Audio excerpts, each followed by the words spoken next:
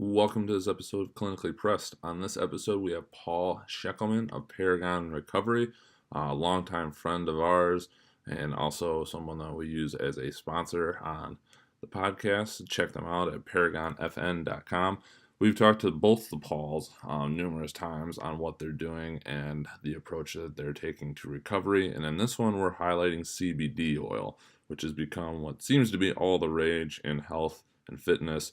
And we even talk about some of the other areas we've seen it moving into that are actually pretty interesting. So Paul breaks it all down for us and why they moved into doing CBD oil, the effects that they're seeing, how their clients and customers are responding to it, and really it's pretty awesome. Along with that, just before we get the episode started, we are giving away a free mobility kit with a review left on iTunes. So if you would be so kind as to do that, open us up on iTunes, leave us a 5-star review if you so deem it necessary. Leave us a brief review telling us what you like, what you don't like. We actually want all the feedback we can get. We'll pick one a month over the next several months. We got our first one coming up here probably in a couple days. We'll announce next week. So if you hear this on this episode, please sign in and do that. If you can, leave a name or some identifier so we can announce that with the winner, and then we will get in contact with you and send you your free mobility kit. Enjoy the episode.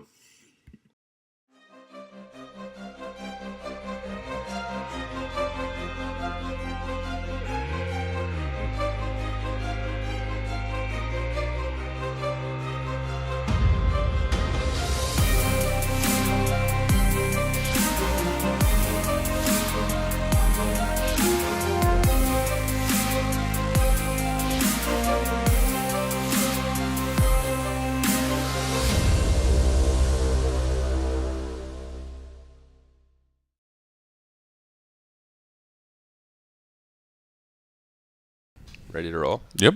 All right. Sounds good.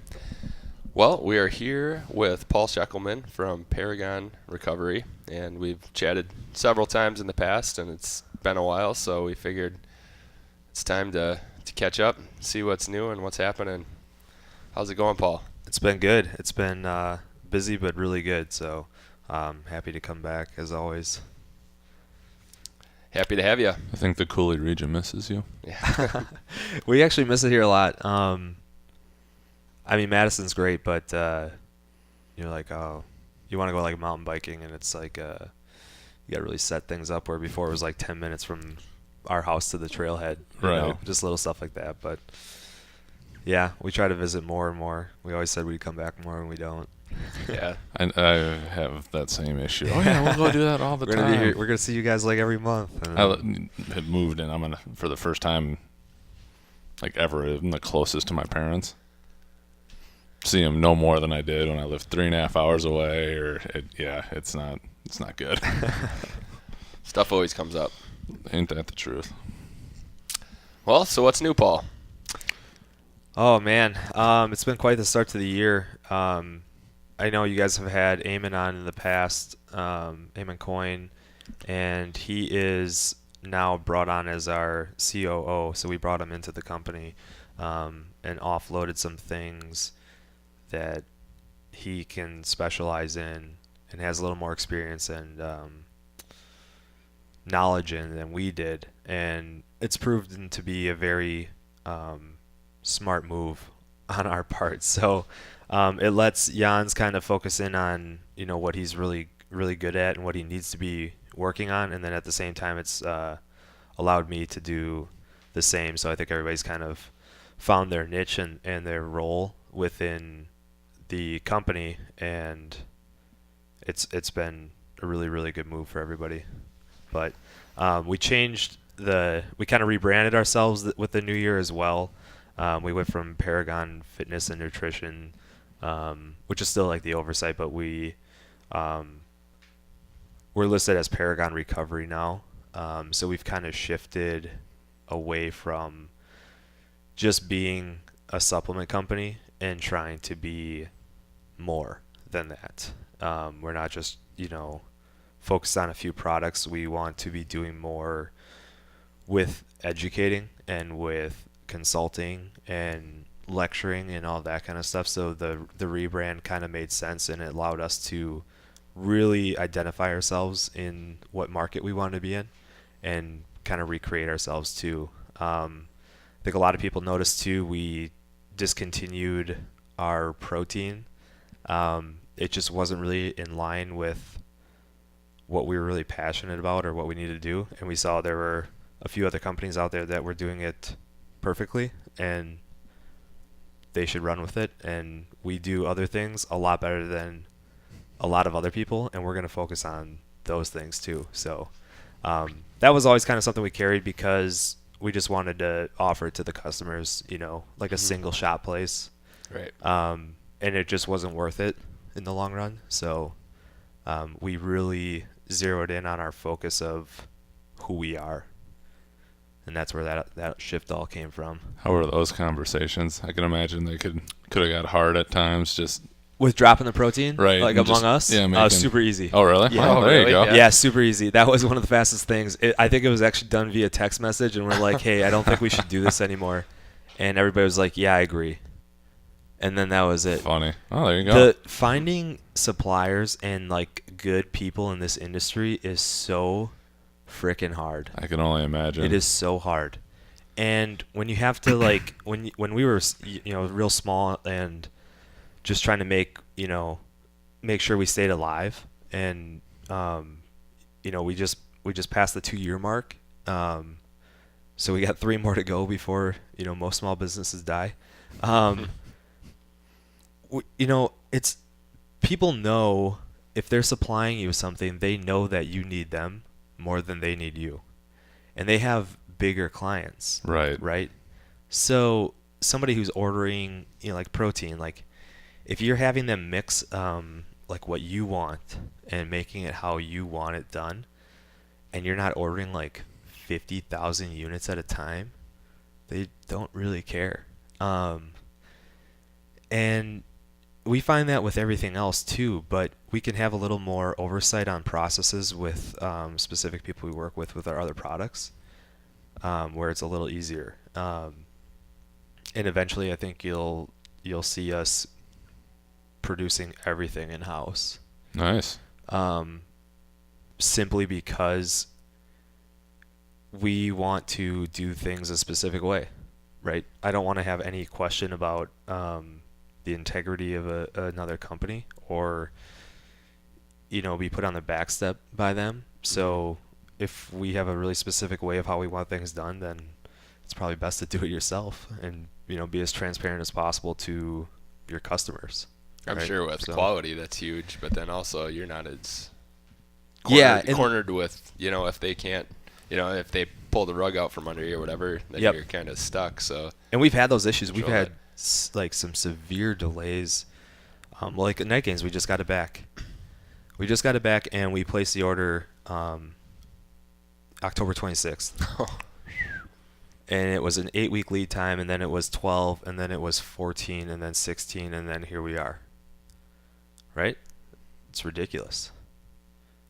And you get to talking with them, and they're like, oh, well, this, and oh, well, that. And then you're like, this wasn't right. We need a discount. They're like, oh, well, we can't take a loss on this. And you're like, but we just did. Right. You Yeah. know, so- Right. And that's okay on their standards. And I don't really think it's right. So we kind of want to just, control everything we can possibly control. The whole front to back of the company. And then we can, I don't have any doubt with the quality of things because we have it tested so much. Right. Right. I know it's good. But I want to be able to know that the whole process is not going to be delayed and allow us to just kind of control as much as we can control from the whole aspect of the company. But When Jim Stepani came to campus a couple years ago now, Yep. they were the only reason they were coming through is because they were coming up to Wisconsin and looking at smaller producers of the different things that they were going to need for his supplement Oh, lines. In particular, his protein and just some of the stuff that they were doing. But it sounded like they were looking at very almost like startup-ish producers Yeah. or small time because he was trying to make the best product he can, or at least the most science backed and whatnot. Yep.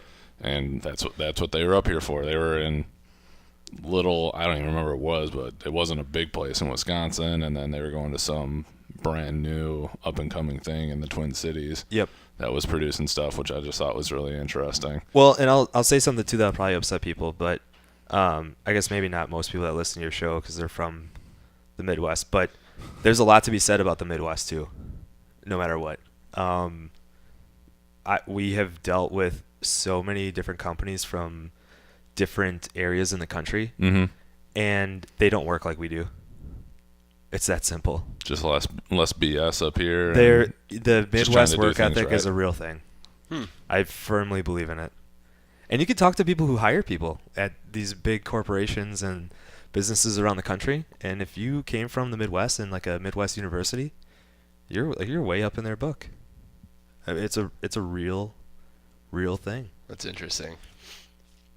Yeah, it is strange, and we're a startup company yet, right?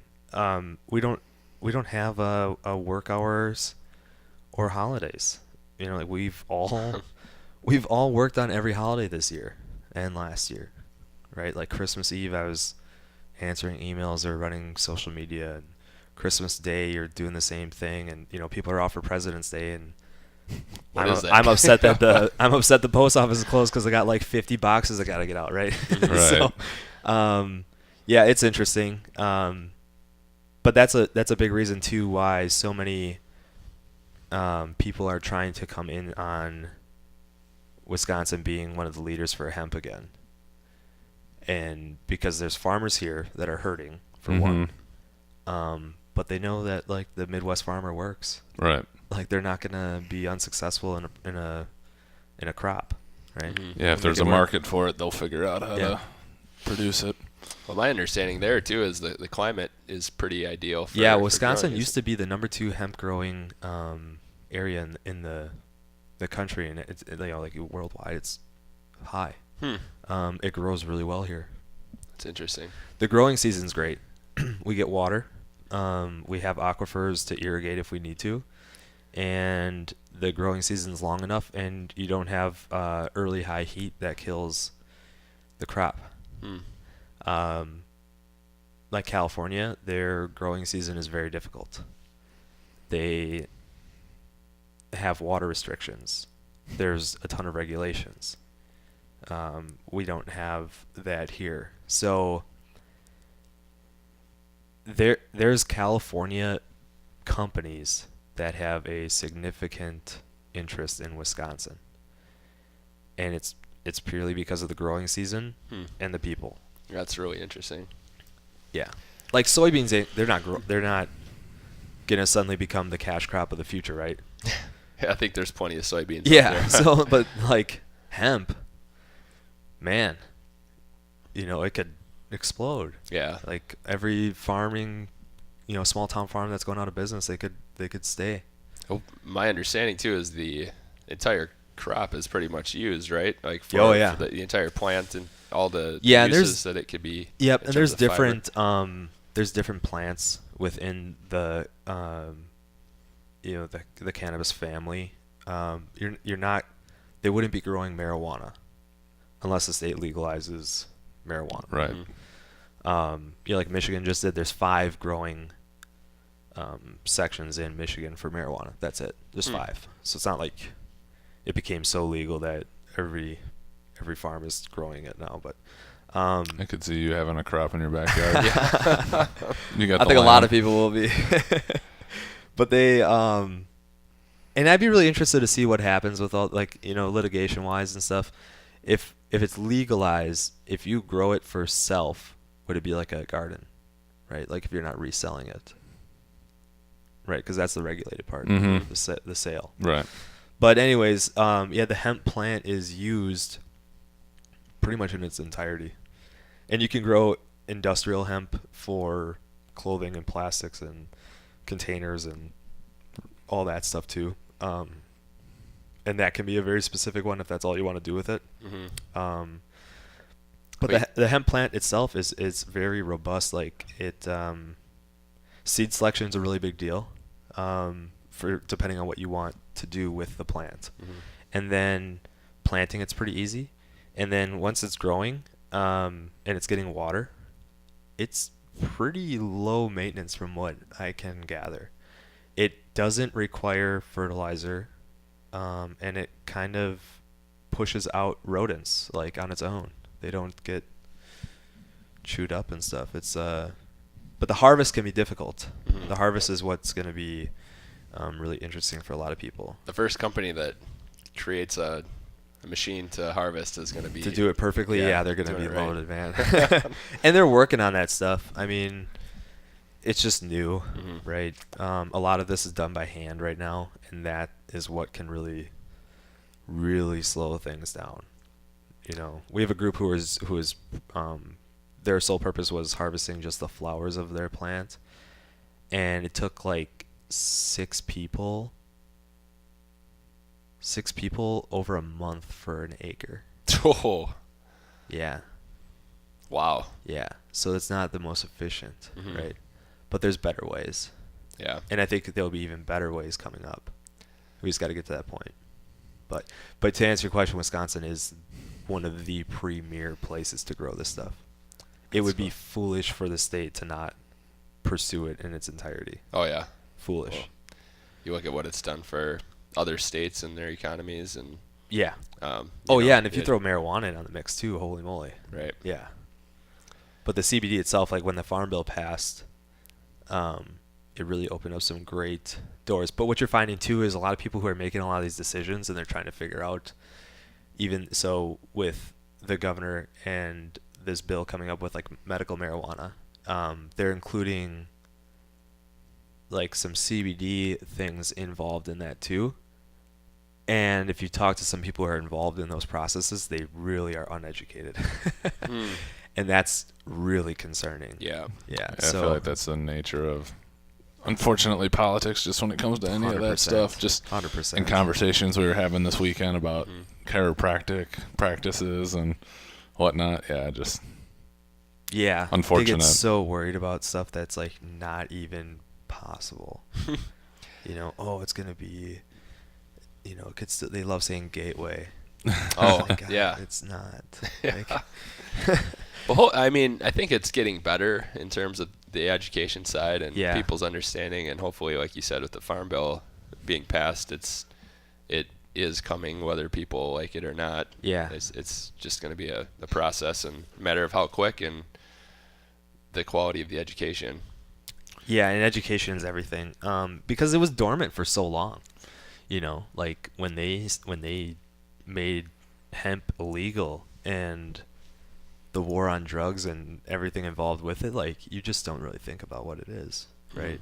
I mean, you always had kids in school that were, right. you know, but that smoking didn't, weed yeah, and that having didn't a help, good time, but didn't like, help the yeah. cause either. But I didn't know anything about it. Like I couldn't tell you the science behind marijuana or THC, and didn't even know CBD was a thing, right? Hmm. And then now, because of some states and then our own and the Farm Bill getting behind it, you're like, wow, what were we doing? Like, what was the problem Right. here?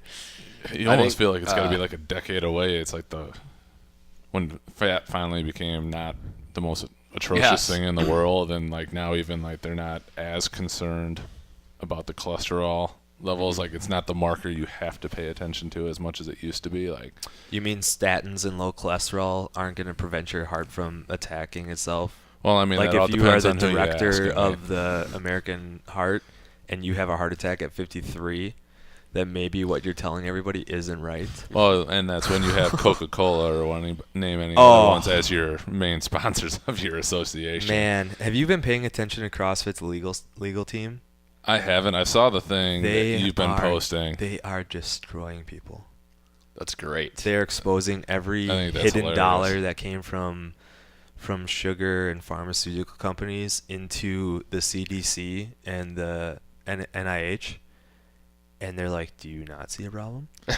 And I think that's just, it's the same thing. It's just you Yes. need somebody that's got the reach and the, The money capital and the aggression wanting to to do it for the greater good. Yep. That's the hardest part. And even with like what we were saying is it's taken this long to get to where we are now. Yeah.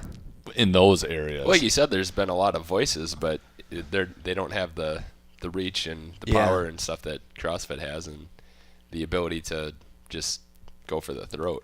Yeah, when you start exposing the money trail, Yeah. I think you start exposing all the lies, and you empower people to be like, you can infer, right? Like if Mhm. Coca-Cola spent, a few $1 million on a certain project with the CDC, that project is probably invalid. Like anybody can figure that out, right? No Right. matter what the paper says, you're probably like, yeah, this doesn't seem right, so it's probably not right.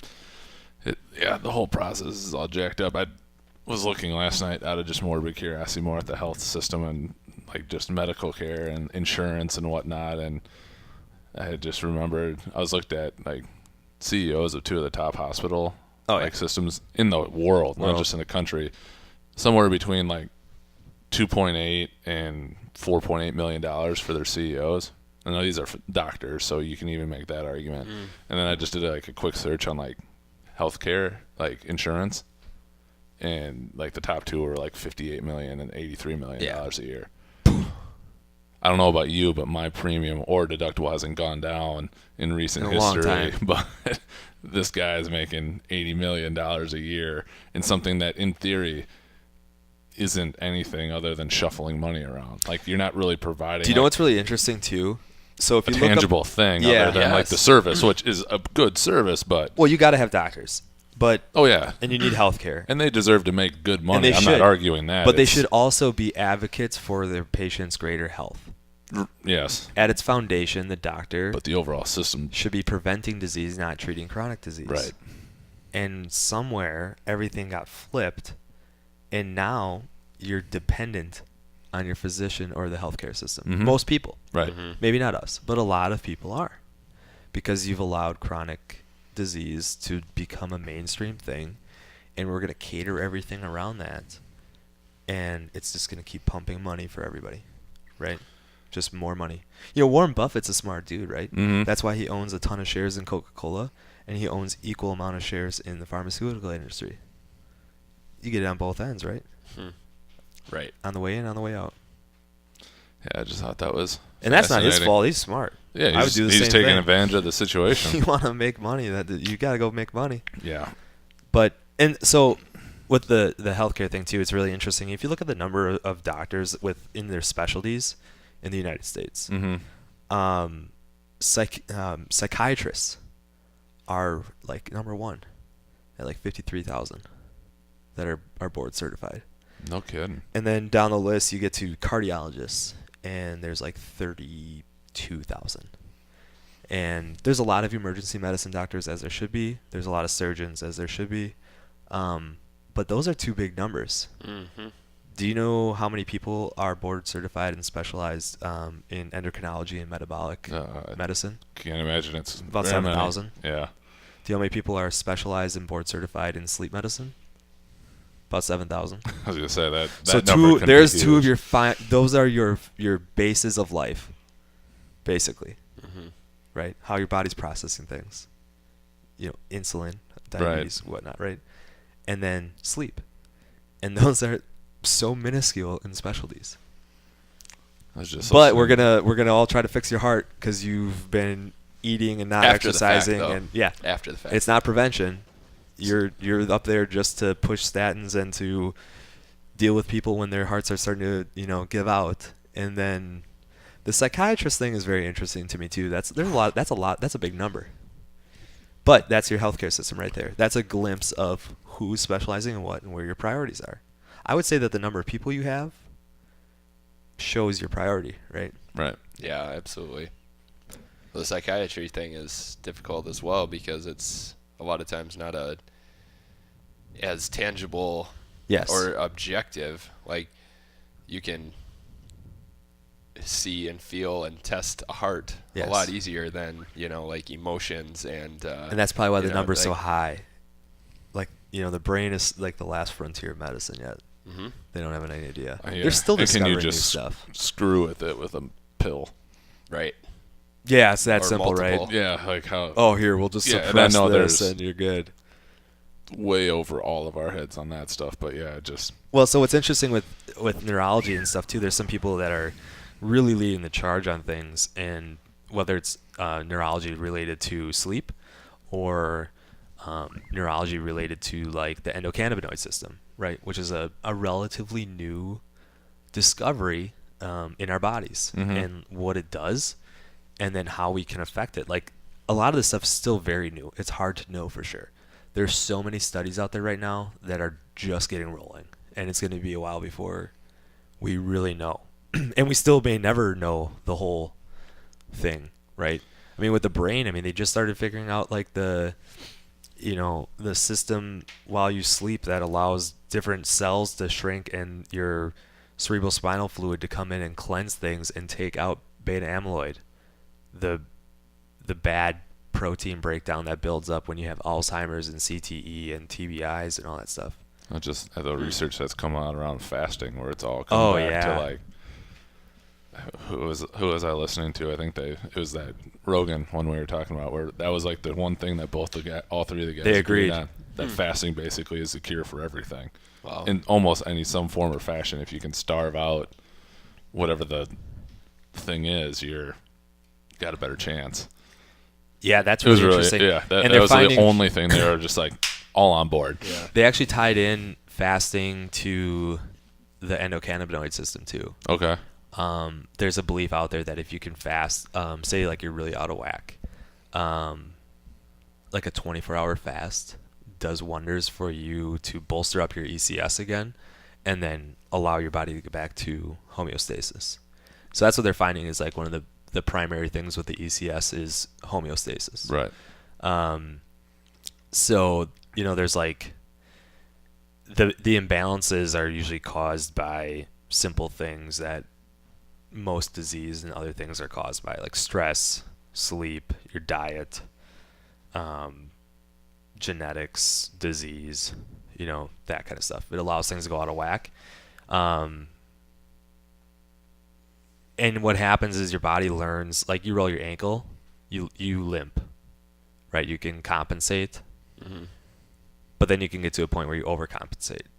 So they're finding like when you have a disconnect or like a damaged endocannabinoid system or something in the peripheral is off, your body's going to learn to limp and overcompensate. And so what they find is like, say your like 2AG factors are off and your body is registering that you have too much of your central nervous system factor within the ECS, which is CB1. Your brain doesn't know that you actually don't have more of those, but it thinks you do, so it stops creating them. So even if like things kind of dull out and go away, you're not producing the same amount of CB1 that you should be. And then the communication with the rest of your body is down. So CB1 plays on your central nervous system, right? It's your brain and your spinal cord. And then CB2 is like the peripherals, your immune system and digestion and that kind of stuff. And any imbalance within there can cause some really significant issues, mainly that your body doesn't know how to fight for itself anymore. It can't achieve homeostasis. So you could have like a cancerous cell, and so this is like one of the working hypotheses right now. There's a gentleman down in South Florida who Janzer is good friends with, and he is a PhD in physics, and he is getting like all of his training done with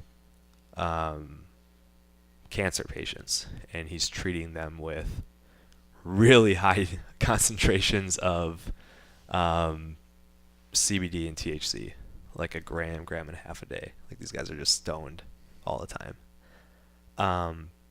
But right, like chemotherapy is not really helping, and radiation maybe kind of here and there helps. I'm throwing the ketogenic diet with another guy in South Florida. Yeah. So I was thinking of. Yeah, you just. But they. That's the baffling thing, because like all of this is so compelling, but it's just like, well, what about? Yeah. How do you blend all that together? Which I know is the Well, do you know what it is? bajillion-dollar question. Going back to primal. That's to such some a, degree. Yeah. There's a balance to be had with modern society and primal things. Primal movement patterns, diets, Fasting. sleep, fasting, Yeah. and plants like hemp and the light. Nobody thinks about this stuff. Like, the light is so important in everything that you do. It determines your entire internal clock. Mm-hmm. But so this guy in Florida, he's having success in getting people into remission with this treatment. They had a guy come in who they did not tell to do this to, but he came in and he lanced like a golf ball sized tumor in his jaw. It was like on the outside, right? And so he was supposed to be taking this tincture or this solution. Well, he decided that he was going to take some of it. He lanced into the tumor and started injecting it in there and was consuming it. And this was all like when they just found it and they were going to start treatment. They haven't done like imaging. Mhm. Like they were just getting rolling on stuff. Seems like a good idea. He came in like 3 weeks later and it was gone. Gone. Why wasn't that on the news? Right. Yeah. Because there's no money in healthy. Crazy. Well, yeah. But that is crazy. This guy, I mean, I wouldn't recommend people doing this. Okay? I'm not saying that this is okay. This is not a physician But regulated conversation. This so guy please. did it, and it worked. He injected it into his jaw, in a tumor in his jaw, and in 3 weeks he came back, and he had 0 signs of cancer. And he went about his business. He's like a mountain man. He's like, Wow. "All right, well, I'm good here." Jeez. And he was done. But yeah, it's really, the ECS is really interesting. I mean, it plays in on so much in your body, like your immune system, your cardiovascular health, your digestion, your eyes, your memory, your skin, sleeping, and actually traumatic neuroprotection is a really big part of the ECS as well. So I think when we talk to veterans and active guys who are just getting, we're running the racehorse till the horse can't run the race anymore, and then we're gonna limp them along even a little bit longer. Our conventional warfare sizes and the troop numbers can be down, but there's dudes out there doing the dirty deeds yet, right? At a much higher pace than ever before. Right. But anyways, these guys come back and they're finding you don't need a concussion to have this repetitive TBI, right? Shoot the goose off, or you're taking mortar fire, you're shooting machine guns constantly, you're hitting your head, grenades, IEDs, all this stuff, right? Well, wouldn't you want to bolster somebody's neuroprotective factors, right? Football players. Yep. There's stuff you can do. So you talked about the effects that decreased amounts could have on the body, and the body, obviously you mentioned stops producing it, thinking that it is still producing, so it's acting like that. So what if a person's taking CBD or THC, whatever it may be? Is there Can a you way, have too much? Yeah, is there a way for the body to modulate that and balance it out, or As is with it, all good things in life. yeah? Yeah, I think you got to wait to see a lot of that yet too. But I think so far the preliminary says that unless you're abusing something, you're fine. I think that's back to like your primal thing. It's Yeah. everything in some form of its own moderation, because anything can kill you in a Yeah. toxic amount. I mean, Yeah, so if you're asking if like somebody can take like too much CBD, I guess it's possible, but most of the time you would like get sick from that much like MCT in the tincture. You know what I mean? It'd be like, no, I'm good. Like, it'd be that first. But like, yeah, you've all met your own like severe potheads who have like fried themselves into a different land. So yeah, I mean, there's a lot of things that play there too. But like Joel said, it's it depends what you're using it for. Are you abusing it or are you using it, right?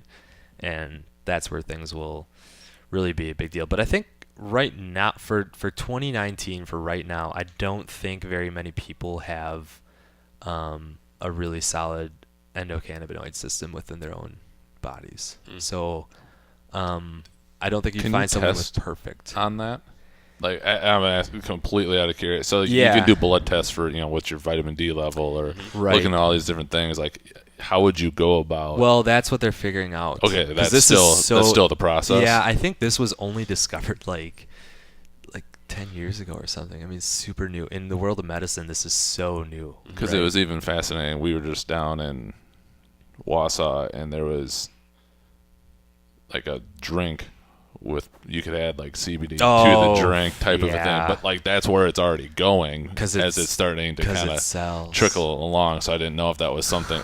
Does that even make sense? Because no, because if you're drinking alcohol, you're indulging. You're drinking alcohol. It's fine. But maybe it cancels each other. No. Okay. No, that's. But in the world of marketing, that is such a genius thing. It's in everything now. I mean, and you get your CBD water, you get your CBD old fashioned, CBD beer, and everybody's like, "Oh yeah, this is great." I'm like, "No, if you made like a coffee CBD beer." That'd be pretty just crushing life. Check all the boxes. Well, okay, so like coffee and CBD, I believe in. Okay, I was joking, but good to know. I do believe in that. And actually, one of the guys that we work with owns Alpha Brew Coffee, and they have one, and it's like nootropic in effect too. So is that really just in the production of the beans? Yeah, so it's a very specific way that you have to make the coffee. Because I've always wondered with like coffee and doing like having the heat component to it and adding like even anything, throwing proteins in it, you know, whatever it is, like, do you screw anything up in the process of your body to absorb it? And I don't know the process super well, but I do know that that is a part of it. Like it's how you make your it's how you roast your beans and then how you grind it and what you're infusing it with. Interesting. That is interesting. So I know Erica's just taking like her morning coffee and adding the tincture. Yep. Yeah. Yeah, and that's typically those I've always just wondered. And again, I do it with MCT and some collagen proteins, and I don't think I've had any negative effects, but I've always just wondered because you're doing something at such a not the super hot level, but just like you can screw up oil in a frying pan. Denatured. Right. Things, yeah. I was just curious. Yeah. So from what I understand, is that's fine. I couldn't tell you the process behind it or the science because it's not my business. But well, it's probably not a ton out there yet, anyways. No, I'm sure it's. I think he's one of the he's like one of the first that I know of that's doing it with coffee, which is pretty cool. Yeah. But yeah, as far as like a test, I don't know, but I do know enough that like if I mixed up a beer with like whey protein, I'm not expecting to make gains. Like I'm drinking a beer. That sounds terrible, by the way. It does. But I'm saying like it's fine. Like everybody wants. It'd be more of like a porter. I feel like. Yeah. It has to be super thick, like a chocolate stout. Yes. Yeah. But everybody wants. It's a great sell point. Yeah, I just saw it, and because Kyle's been talking about CBD a little bit lately, and I just saw that, and I was just like, oh. Do you know what else is crazy? And this is where like education and transparency is going to be a really big thing for companies. But so many places have like CBD or like hemp on the label now because it's a big sell point. But if you look at it, like hemp oil isn't CBD oil. No. And people are buying the crap out of it. Well, and then just the purity of it too. Hemp oil is primarily just the seeds pressed, right? Okay. And then makes sense. You could probably have some CBD in it, but just not at the concentrations that you would. Well, if you're pressing like hemp, there's like no CBD basically, and like the hemp seeds. Sorry, but the benefits of CBD come from like the phytonutrients and from having full spectrum CBD product in it. So if you're buying something that says like hemp soda, like it's really not what you're buying. But like I said, you're making a ton of money. You're marking that thing up, and people are buying it because they want to feel a little healthier, like they're getting in on it. And such a random question for you before I forget. Go for it. But it's just it's super interesting, and that's where the education is going to become a really big thing because everybody sees hemp and they see CBD and they see what have you, and you just have to be really careful about where you're getting what you're using, and you should know as much about that company as you possibly can. As with anything. Anything. Yeah, supplements or whatever. Yeah, but I'll say this too: there's no quick fix, right? Like a couple days of like supplementing your CBD is not going to magically make your problems go away. Well, if your it's a piece of the nutrition's puzzle. still shit and you're not sleeping and like you talked about the white exposure and everything else is out the window, it's not going to be a magic bullet. You know what else is really cool with the endocannabinoid system though? So what happens a lot of times too within your body, right? Like you guys probably know, like your polyunsaturated fats, like your omega-6s. The omega-6, sorry, they're separate, but like when you have omega-6 and omega-3 in your body, there's a ratio that's really good for your body. Yep. Well, so most Americans are like, way out of whack, right? Like they're not getting enough omega-3. Yeah, way too high on the 6s. Yeah. So, the more you can like eat a good diet with fish, like good fish, or I know. Yeah, so sad that you have And to how say it's that. cooked. But Yeah, and how it's cooked, or supplementing with fish oil, your body converts fish oil, the omega-3, into cannabinoids. no kidding. So, yeah, right. Like it wants to do this stuff. Your body's made for it. And so if you add in like CBD and you're taking a high quality fish oil, or you have a super stellar diet, you're gonna do some good things. Hmm. Yeah, it's really interesting. That is interesting. But yeah, fatty acids in your body they're flipped over to that. And so what that does is like, so it's good for everybody, but especially if you're dealing with like inflammation problems, and that can be anything, right? Like you have an inflamed organ, you have chronic inflammation throughout your body, you have a bad knee, like whatever, right? You have migraines, or if you have like an overactive, ECS in general, that stuff's gonna help regulate the system, which is going to allow your body to pursue homeostasis much more efficiently without battling itself. Mm-hmm. That's cool. What question do you have before you forget? So with anxiety, Mm-hmm. and I asked in both realms because I definitely have an animal that has anxiety, and I've had other people tell me that it's good just for anxiety in general, but they also noted that it should be different because like what you would give, like your dog would be different than what a human Oh yeah, they make should do. pet specific. Like I plead complete ignorance. I don't know anything about CBD oil. I haven't looked into it at all. It's just something I haven't even ventured into. But then we just got talking about hemp versus CBD versus quality of product because I went and bought some Amazon, Yep. whatever. I don't remember if it was hemp or if it was CBD or which one it actually advertised on it, but it didn't make a dent. Didn't And we touch it. went for like a week and a half, like trying to give it the full max, and now I'm just wondering if I got taken for a mini ride Little donation. on it. Yeah, it wasn't ridiculous, but just like, what if you guys come across that? Not that you would ever are looking to jump into the pet population in terms of sales, but just like, is that anything you guys have seen or? That the dose and the process is different for them. Yeah, Yeah. if it needs Yes. to be. Yeah, Yeah. and Yeah.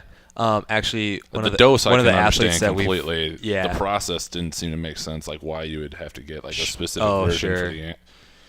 The one of the athletes that we've worked with, Meg Reardon, she runs Wags and Weights. They actually have their own CBD pet product now, and we use that with our dog, but it can be expensive.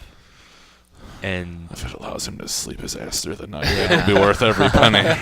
Right now, I just feel like I'm prepping up for a kid. yeah, yeah, I don't know enough about it to know exactly what the differences I are. will but look I up do Wags and know- Weights and see what we can come up with. Yeah, she's a good friend. Yeah. I would send business there. I've done business with her, so Fair. I'm sure there's others that do it too. But that's who I've used.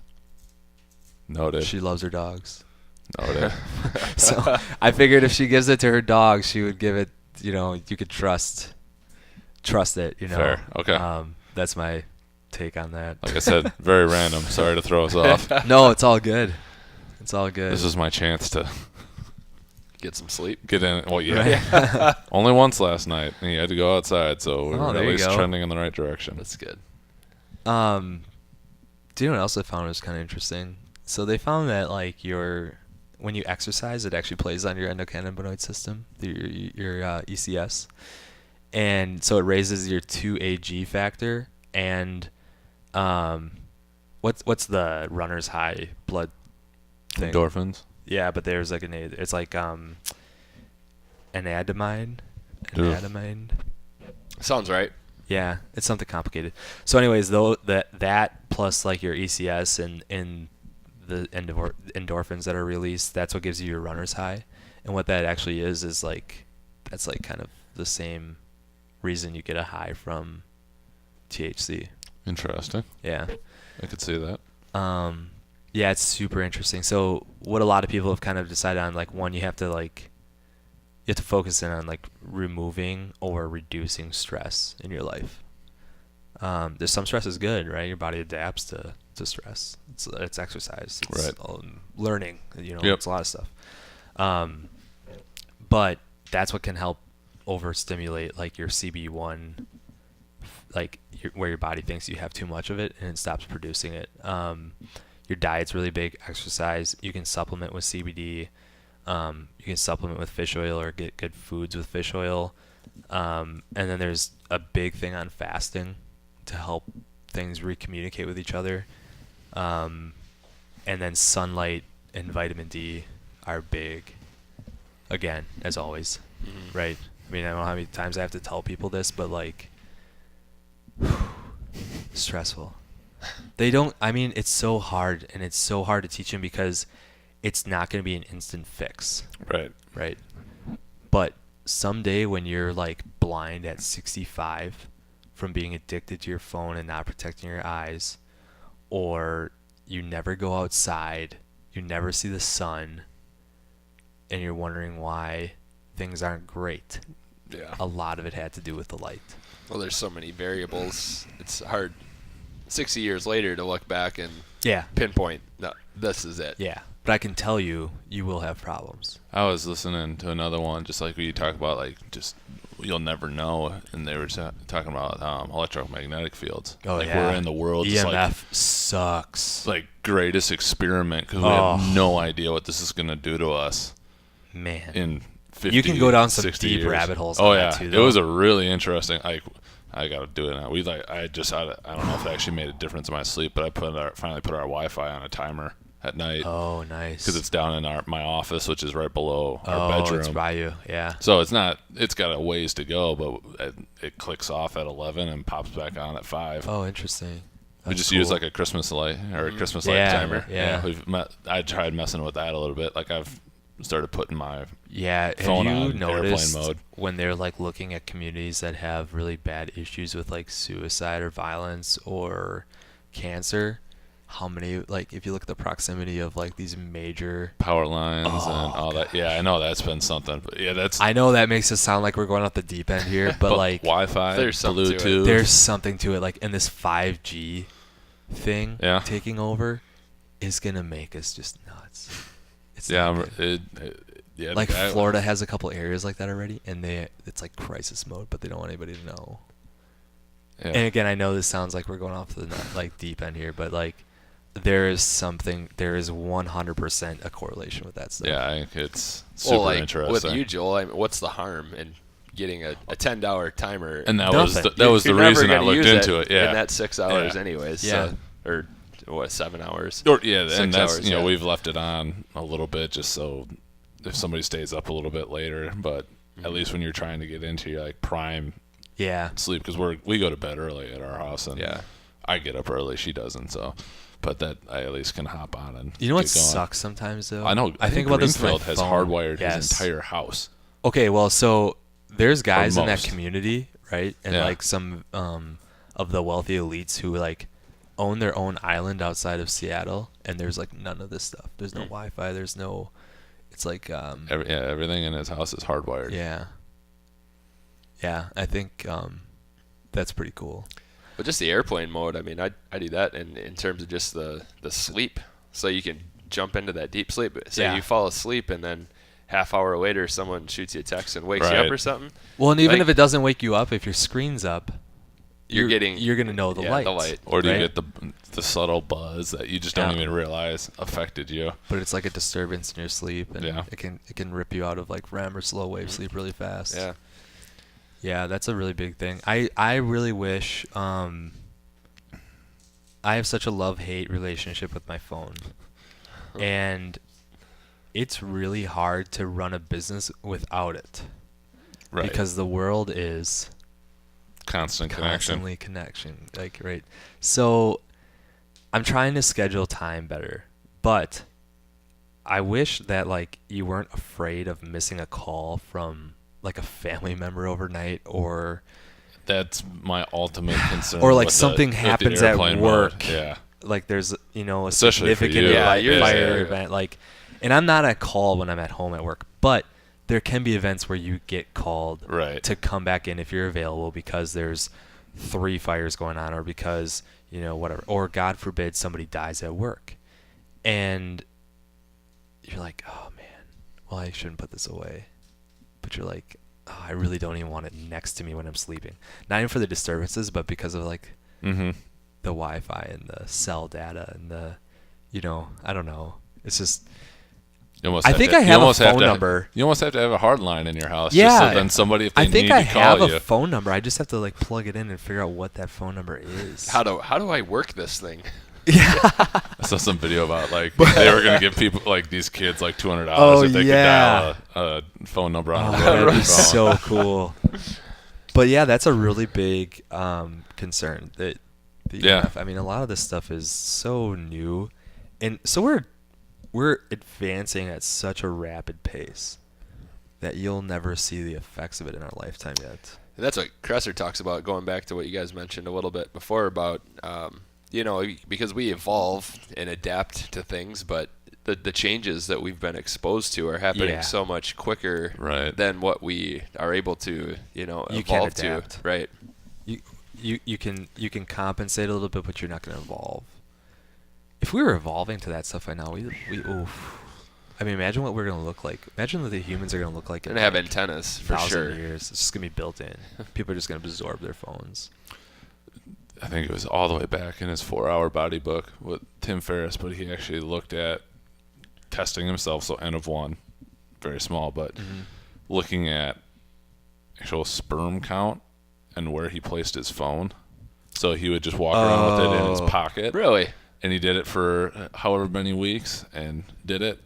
And then I don't know what he reset. He obviously, for it being Tim Ferriss, he very much thought this out. It wasn't just like Yeah. a haphazard. But then he bought like one of those running bands for like your upper arm. Oh, and kept it away. And then he put it, that's how he carried it around. And it went up significantly. No kidding. So, See, at work is primarily when I have my phone in my pocket. Like when I'm at home, I don't put it in my. yeah, I'm with you. Um, I got it sitting somewhere else. And I have Try and forget where it went. we wear cargo pants or like Oh, there cargo you go. pockets. Yeah. Uh-huh. So I keep mine low. Okay. And I That's good. specifically carry it there for like that reason. Huh.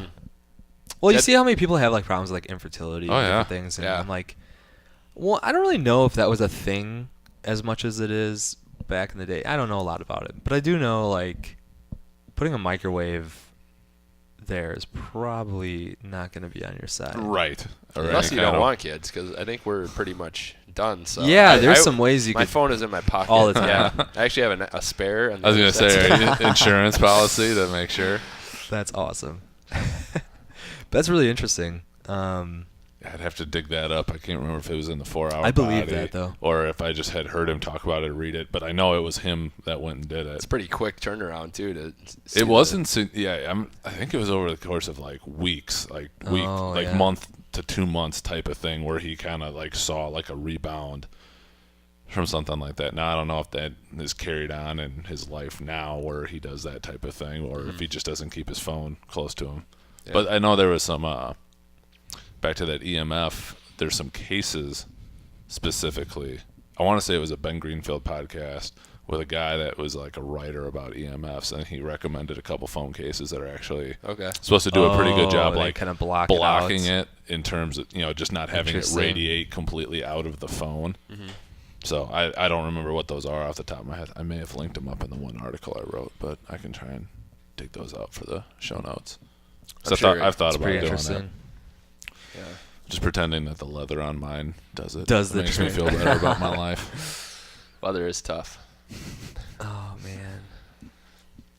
Yeah, it's really strange. You gotta wonder what's all gonna. Yeah, I don't know. I will say that in some ways, I'm really glad I'm not gonna be around to see what all this stuff might possibly do. Yep. If that makes sense. It's kind of does. dark, but I don't know. I gotta imagine there's And you can't say history don't across advance. the board. Yeah, you can't say don't advance in technology, right? Like Right. you have to. I think that's human nature. Well, and it's protection, Right. and ease and all this other stuff. I mean, it's got a ton of negatives, but it's done such wonderful things too. Right. So there's a happy balance somewhere in there. But Yep.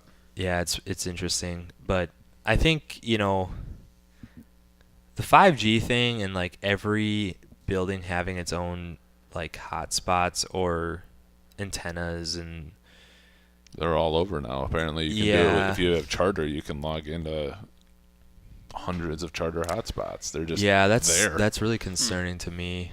I don't know. And everyone's like, "Well, it's legal." And I'm like, "Yeah, it's legal. It's fine." But if you're waiting for the government to tell you like how to be healthy, you're dumb. Yeah. I hate to tell you, but Yep. your my plate on the online is not correct.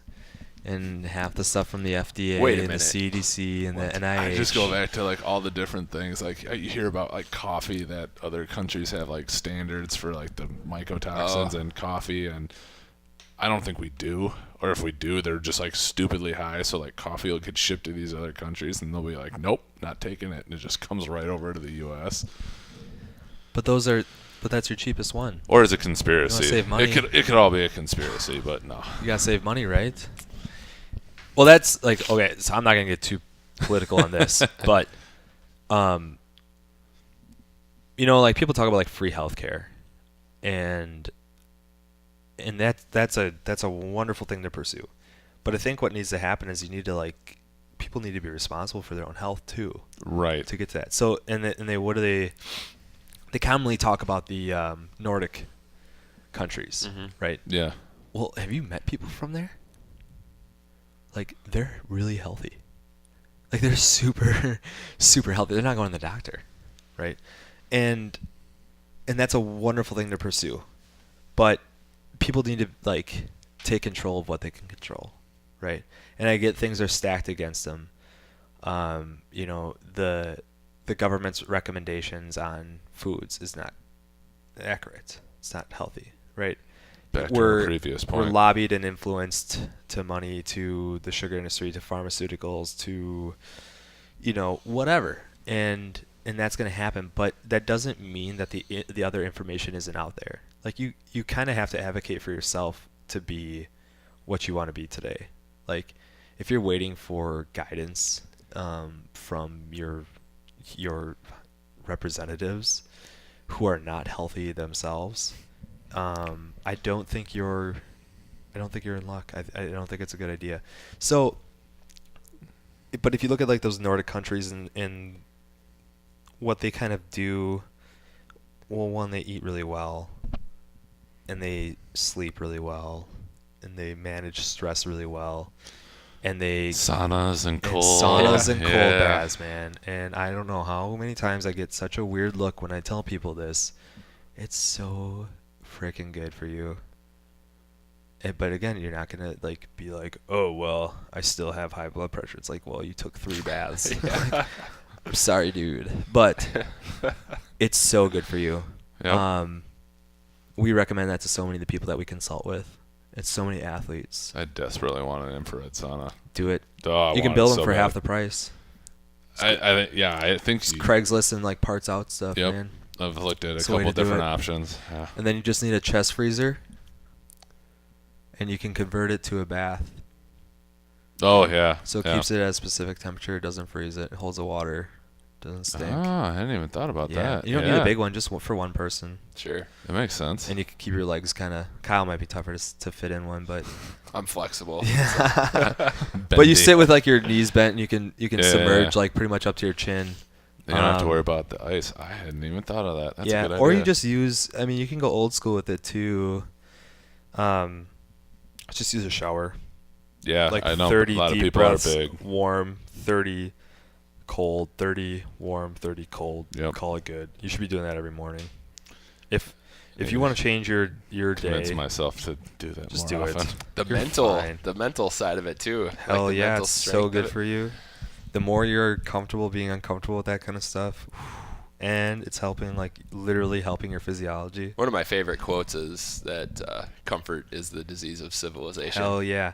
You That's a were good not one. created to live at 71 degrees and 33% humidity year round. And a couch and couch. all the food that you want, Yeah. just that you can grab. Yeah, that was not. We have not evolved to that point. And it's uncomfortable to bust your ass in a workout and Hell yeah. stress your system there. And Yep. yeah, if you just avoid discomfort all the time, good luck. You're not gonna. Yeah, and people look for low-hanging fruit frequently, right? So like in the fire service right now, cancer's huge, huge.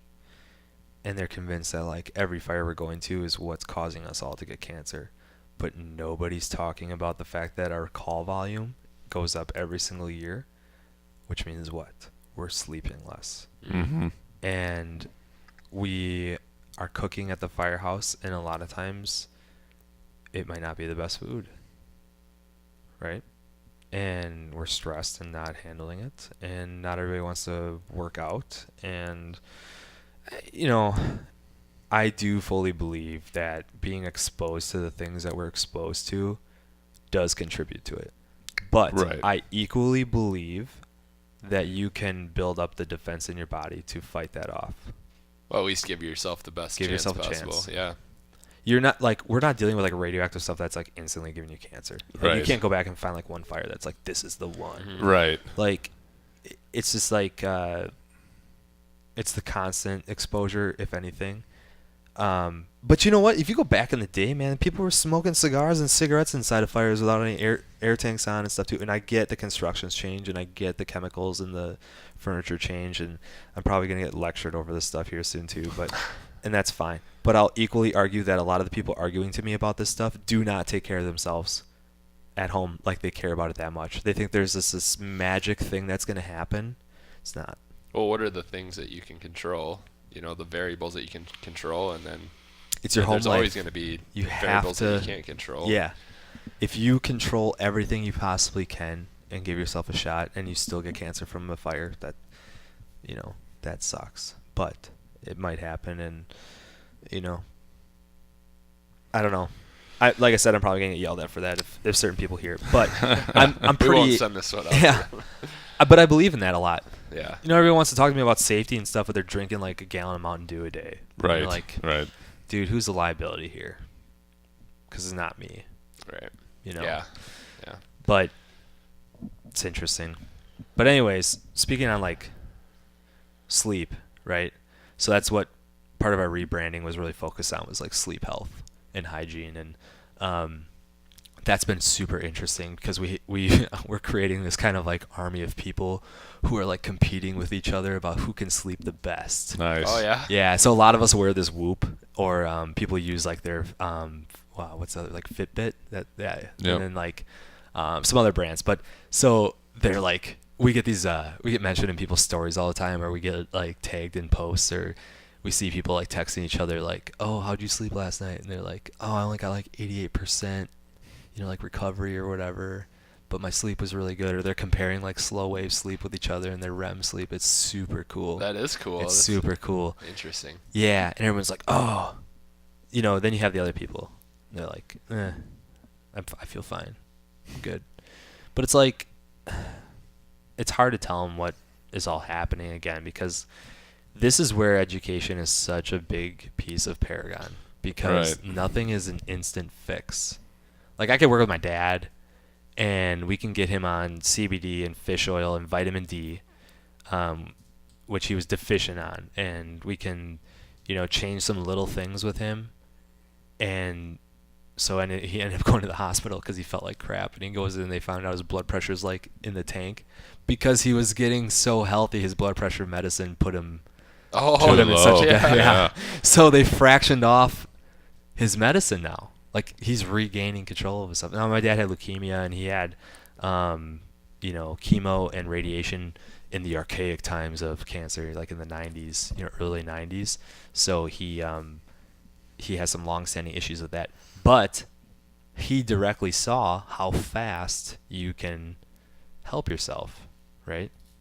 by some simple things, some supplements, some lifestyle changes, and some sleep. That's cool. Yeah, it's awesome. But so, we still hear from a lot of people like, I'll just grind through it. Embrace the suck. And you hear that a lot from like Jocko. But what people don't hear from Jocko is that like, yeah, he's getting up at 4:30 in the morning. Dude's not up to midnight. Right. Yeah. He's not awake. Right. You have to sleep. If you're staying up till 11 and you're getting up at like 4:30 and you're like, yeah, I'm gonna embrace the Almost suck. wear it like They their do. badge. We Yeah. promote that so much. And you can to a certain degree, But there's a point of It's gonna diminishing find you. returns. Catch you. Yeah, It's it's gonna gonna find get you. you. they're finding that in the Silicon Valley so much right now, in like tech industries and like CEOs and stuff. They're just falling. It's a lot to do with the sleep thing. Oh yeah. Elon Musk is making it a priority now. So he stopped sending out ridiculous tweets that are now getting him in trouble with the SEC. Yeah, like that. But he was right. He probably didn't have any idea what was happening.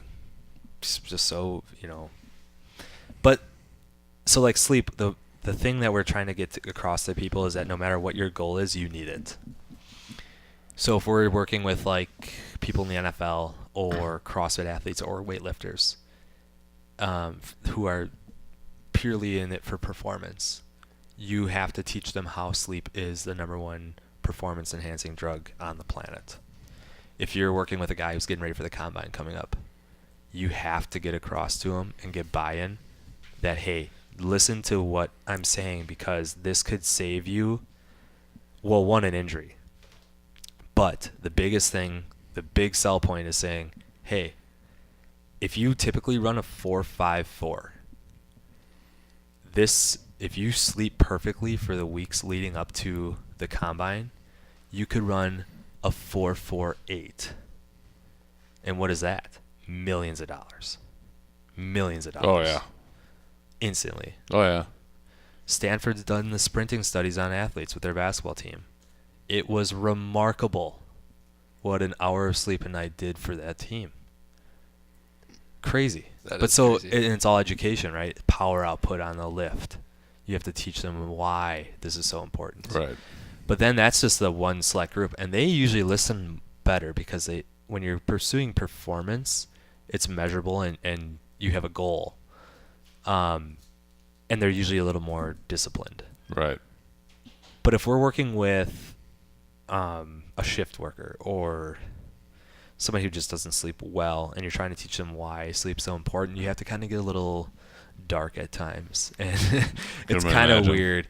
But you're like, sleep, poor sleep, a single night of poor sleep will affect over 700 epigenetic factors or markers in your body. Your personal DNA expression is affected from one bad night of sleep. And if you're chronically doing that, why does it look like you age? Right? Why do you gain weight? Why does all this stuff happen? You start losing hair, whatever. But sleep in itself. Okay, so you want to talk about a single year of bad sleep. You could gain like over 14 pounds of fat in a year from bad sleep. One, because of how you're processing things and your body recovering. But then it affects your leptin and your ghrelin. Right? And then your hormones for if you're hungry or if you're not hungry are all screwed up. And that's why at the firehouse it's super common to come back and be like, oh, I'm really hungry at 3 a.m. for that brownie. No, you're not. I'm not.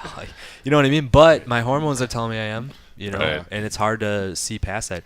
And then sleep affects your willpower. So on top of your hormones being out of control, your willpower's crap, So right now people sleep when they have time. And it's not the other way around. They don't carve out time for it. They fit it in, right? And that's natural. You're trying to make a business run. You're trying to run a family. You got stress at work. You got deadlines. You got stuff going on. And it's hard. I get it. It's very hard. It's very hard. But it's so important. You double your risk of cancer with poor sleep. You will have high blood pressure. You will develop cardiovascular disease. You stand a really high chance of stroke, and you stand an even higher chance of developing Alzheimer's.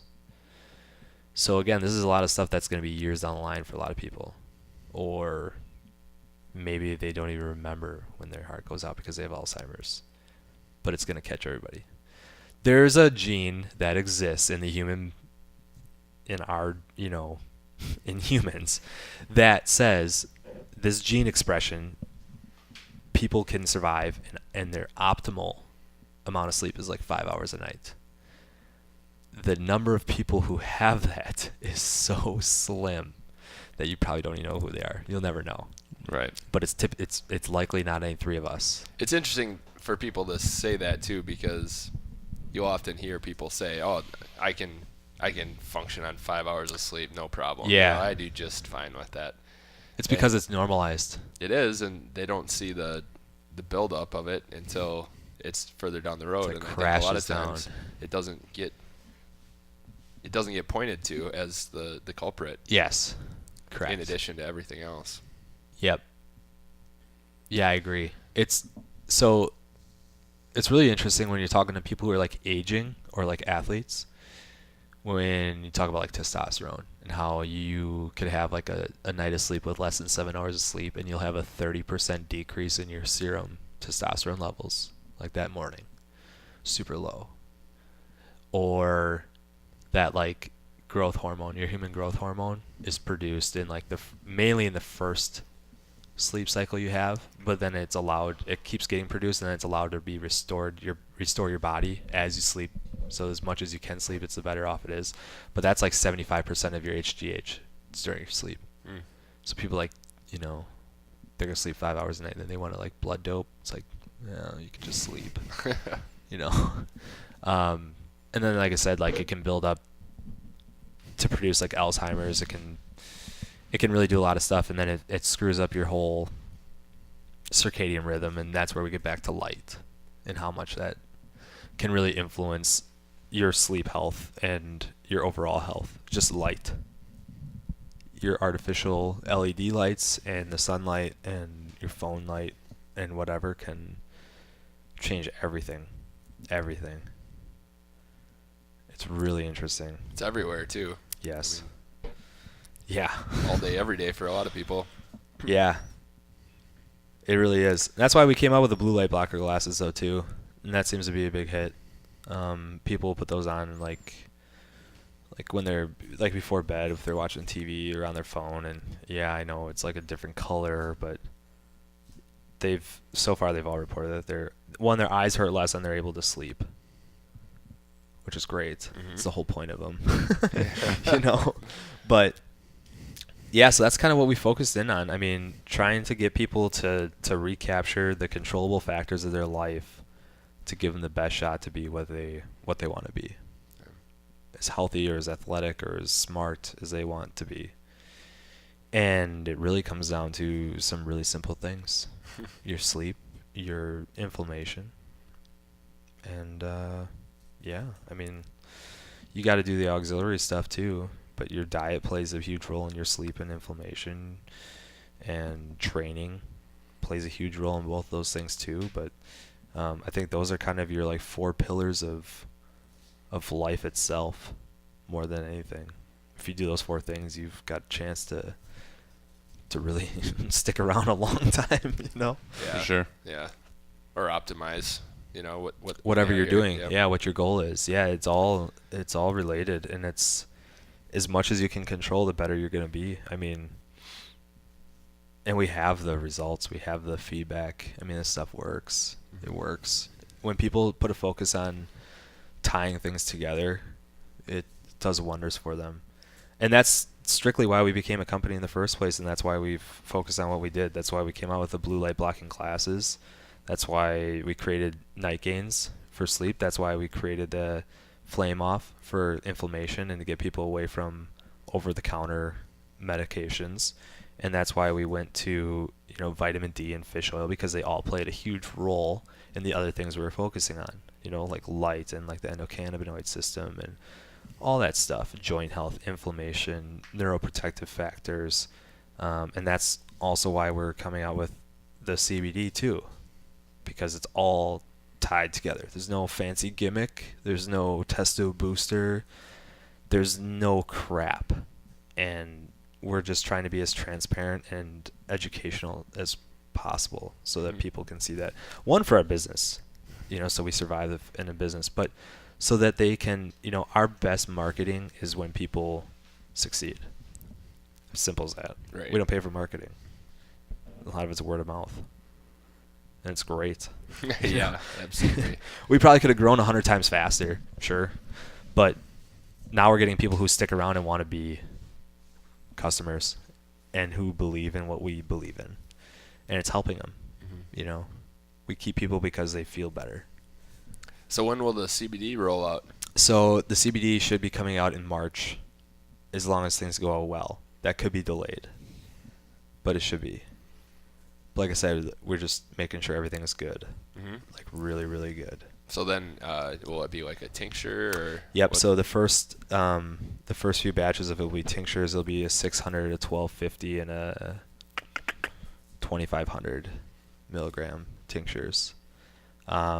Eventually, we'll probably get into like capsules and the rubs and that kind of stuff. But for the time being, it'll be we cut it with ethanol, or process it with ethanol so that we get the full spectrum and all the phytonutrients. And then we remove the ethanol, and then it's mixed with MCT so that it's easy to digest. And then why we use the ethanol is so that we get a product that is available, or it's soluble in both fats and water and liquid, where some of the other processes it's only like one or the other. So ours is both, and it keeps as many phytonutrients as possible. So it's full spectrum, and it'll be all the phytonutrients from the plant possible, and below 0.3% THC. Mhm. That's the law. And we'll be coming out with a distillate too that's THC free Okay. for people who possibly could be drug tested for like Truck drivers, all that stuff. yeah, police and firemen and that kind of stuff. Which is unfortunate that it can pop a test for like a metabolite, but it's the reality. It may be testing Might change. methods. Yeah, will change. Yeah, it might change. Hopefully. It'd be hard though, because they strictly measure for the THC metabolite, and it's so independent on how your body like processes things, how much water you drink, what you eat, Mhm. if you exercise, Adipose composition. Yeah. So but we'll be coming out with that too. So it's been really interesting. You talk to a lot of people in the industry, and they're like, "There's some really bad stuff. There's like lead in the There's like lead in the CBD." And you're like, "Yeah, I've heard that. I've seen that." Just you just have to. If people here are not going to become our customers, that's fine. That's 100% fine. Just know where you're getting it from. Right. Just be educated. Read the labels. Read as much as you can into that company as possible before you go in on it. It's not super regulated yet. The government's going to get its share. Don't worry. It's, but so like that's why for us this year, this growing season coming up is going to be such a big year, because we're basically just going to open the door wide open on this is us. Here it is. And we'll show you seed selections. You can meet our farmers. You'll see the planting and the growing season. You'll see the harvest, and then you'll see how we extract it and how we mix it, and it wide open. So you guys are doing everything. Well, so we have the means to network with people who are in the growing local Wisconsin growers, and they want to work with us and with Janzer, because Janzer's processing everything for a lot of different people. Okay. And so we all have shared interests in each other, and so they know that as much as we can be transparent, the better off they are too then. For sure. Yeah. But I think that's going to be the biggest thing. It'll just be educating people, and like I said, you can see, you want to know what we do, like just ask us. We'll show you exactly what we do. And we're going to show you, like, because I think that's the only way you can really market right now with this stuff is by guaranteeing what you're doing and being honest, being transparent, That's huge. not shady. And this stuff, people are like, "Oh, does CBD really work?" Yeah. The government was handing out patents on different uses and things with CBD in 1999, 2001, to pharmaceutical companies because of known benefits for different medical issues. Now, you can't patent a plant. Like, it's naturally occurring. Yep. But what they're trying to do is patent like different extraction processes or uses or different stuff like that. But I could tell you if the pharmaceuticals are into it and they wanted to keep it a Schedule 1 so that they can be the only ones, it's going to be like insulin, right? Insulin was like super cheap. Now it's super expensive. So like comparatively, if you took like a year's worth of CBD and you took it like a high dose every day, it'd be like $3,000 a year from if you average companies and whatnot. Comparatively, if it stayed as a Schedule 1 drug and the pharmaceuticals were the only one that could use it and the FDA gets bought out and says that that's how it's going to be, you'll be looking at like $33,500 for the same year for CBD, which has been shown to help those kids with epilepsy. And yeah, that's your markup. That's your pharmaceuticals. So we're going through a massive opioid crisis. Guess what could have been avoided? But guess who made a shit ton of money? Purdue Pharma and all these other groups. Whichever one out west in California just got busted, only had to pay like a $3 million fine. Wow. When the DEA had enough evidence to shut them down for life and to put many of them in prison, and they're still there making billions of dollars off opiates. It's frustrating. It's super frustrating. But that's why I think that's why I want people to just know more than anything what's happening, because it seems like today your vote still matters, yes, but you can vote every day with your dollar. Oh yeah. If you get more people out of hospitals that you consider to just be in it for money, and you go work with like functional medicine doctors, or you just take control of yourself. If you don't need to be dependent, don't. Sleep more. Like, just prevent all these problems from coming up. Like, don't eat like an asshole. Start fasting. Get in the cold water, Joel. You can do it. But I think that's what's going to ultimately, that's how you can display your public opinion better than anything. If you have, I could have gone in for my ribs when it was out of place, right? And I could have been like, oh, and the doctor could have been like, yeah, here you go. Here's some Vicodin. Just one refill. You don't need that. You can be uncomfortable. I think people just need to just know as much as you can know and protect yourself and be a little bit tougher. Yeah. Might go a long ways. Solid advice. Yeah. Cool. Awesome. I think that's a pretty solid way to wrap it up. I agree. Cool. Little bit of a rant, little soapbox. Where can people find you if you want to give them website and so the website's socials? ParagonFN.com. Social media, you can find us at Paragon_recovery on Instagram and Paragon Recovery on Facebook.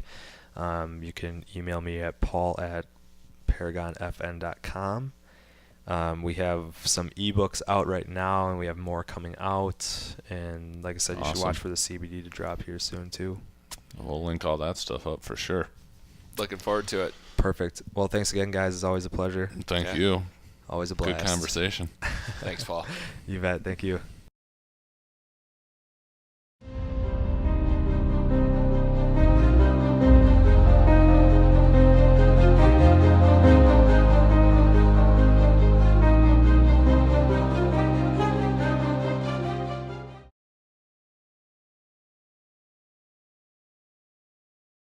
Thank you for checking out this episode of Clinically Pressed. Go to clinicallypressed.com for full show notes and links to everything that was covered in this episode. While you're there, you have access to all of our episodes, insights, and shorts. You can find Clinically Pressed on YouTube and any podcast outlet. If you could give us a rating, thumbs up, or review on how we are doing, we would greatly appreciate it. To get more free content delivered to your inbox, sign up for the Total Athletic Therapy newsletter. You'll get direct links to all new Clinically Pressed episodes, reviews on some of the latest research in health and performance, and links to related podcasts and other items meant to help you make the complicated simple and optimize performance. Thank you for listening, and see you next episode.